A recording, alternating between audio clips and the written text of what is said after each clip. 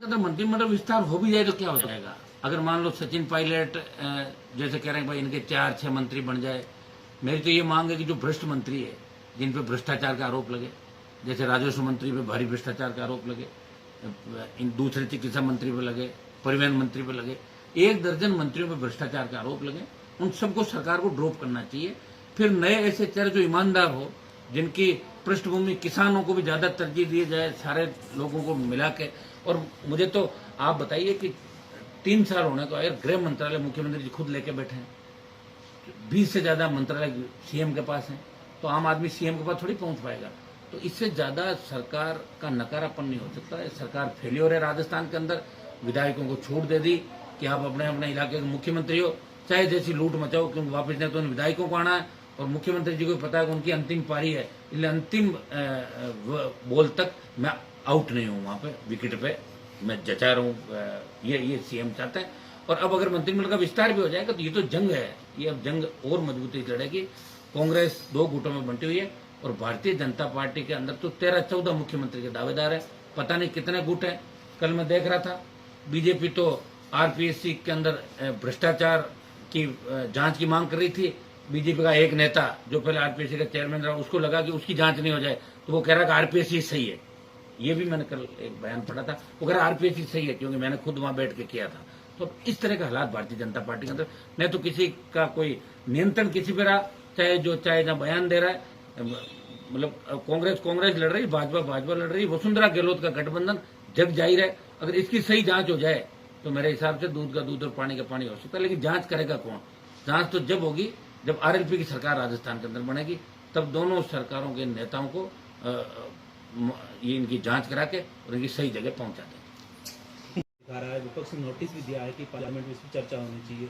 दूसरी तरफ ये भी कह रहे हैं कि जेपीसी से जांच होनी चाहिए, सुप्रीम कोर्ट के जज के द्वारा जांच होनी चाहिए। क्या आप विपक्ष के पूरे इस विषय पर साथ में हैं? मैं बिल्कुल साथ हूँ, मैं बिल्कुल विपक्ष के साथ हूँ।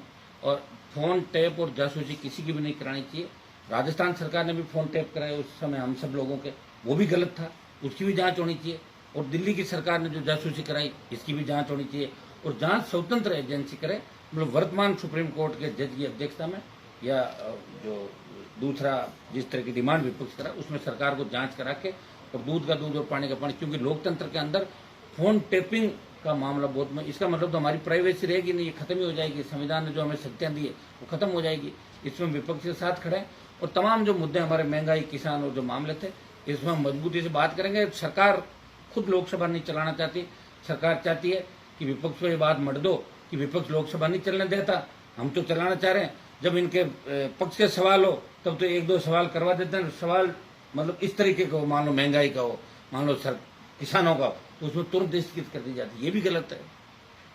सर एक चीज और है, जैसे सरकार ये कह रही है कि विपक्ष जानबूझकर ऐसा पेगासस वाला मुद्दा बना रही है, जबकि ऐसी हकीकत में कुछ भी नहीं है। क्योंकि फ्रांस सरकार ने घोषणा कर दी है कि इसकी जांच होनी चाहिए, और एक कोई बाहर की कंपनी हो, बाहर का सॉफ्टवेयर यहाँ पर सर फोन चेक करे, तो क्या ये राष्ट्रीय सुरक्षा से जुड़ा हुआ मुद्दा नहीं?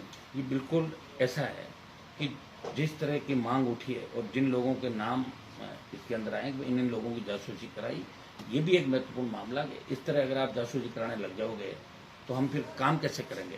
तो सरकार को, जब विपक्ष मांग कर रहा है कि इसकी सुप्रीम कोर्ट के जज से जांच करो, वो सरकार को जांच कराने की घोषणा सदन के अंदर करनी चाहिए। और सरकार अगर सही है तो फिर जांच से डर क्यों रही है? जांच करानी चाहिए। सरकार तो कह रही मुद्दा ही नहीं है, जानबूझ सरकार कहने थोड़े होता है। सरकार तो कह रही किसानों को भी मुद्दा नहीं है, सरकार कह रही पेट्रोल डीजल का भी मुद्दा नहीं, सरकार तो कह रही विपक्ष है ही नहीं, हम तो 24 में वापिस आ जाएंगे।